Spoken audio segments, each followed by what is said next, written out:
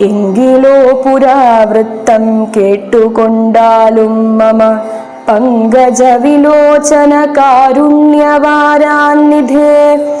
ചക്രതീർത്ഥത്തിങ്കൽ ചെന്നെത്രയും ബാല്യകാലേ ചക്രപാണിയെ തന്നെ തപസ്സു ചെയ്തേൻ ചിരം. ഉഗ്രമാം തപസ്സു കൊണ്ടിന്ദ്രിയങ്ങളെയെല്ലാം നിഗ്രഹിച്ചനുദിനം സേവിച്ചേൻ ഭഗവാനെ. വിഷ്ണു കൈവല്യമൂർത്തി വൈകുണ്ഠൻ നാരായണൻ ജിഷ്ണു സേവിതൻ ഭജനീയനീശ്വരൻ നാഥൻ. മാധവൻ പ്രസാദിച്ചു മൽപുരോഭാഗേ വന്നു സാദരം പ്രത്യക്ഷനായ അരുളിച്ചെയ്തിടിനാൻ.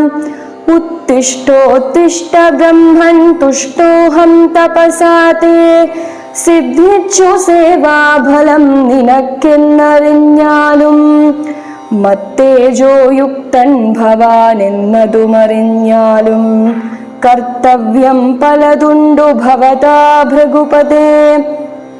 കൊല്ലണം പിതൃഹന്താവാകിയ ഹേഹയനെ ചൊല്ലിടും കാർത്തവീര്യാർജുനനാം നൃപേന്ദ്രനെ.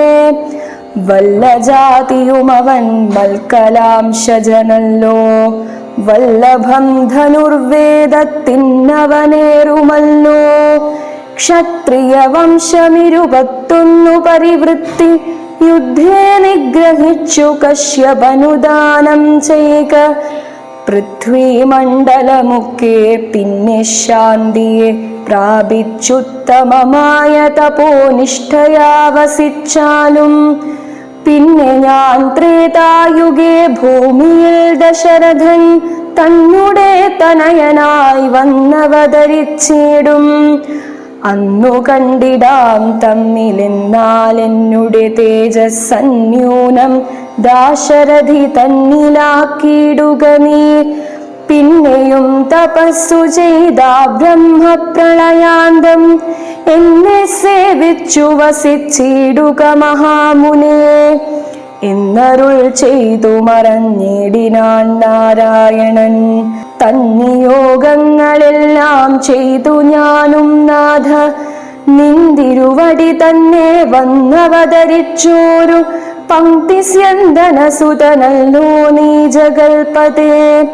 എങ്കലുള്ളൊരു മഹാവൈഷ്ണവ തേജസ്സെല്ലാം നിങ്കലാക്കിയിടുവാനായി തന്നിതു ശരാസനം.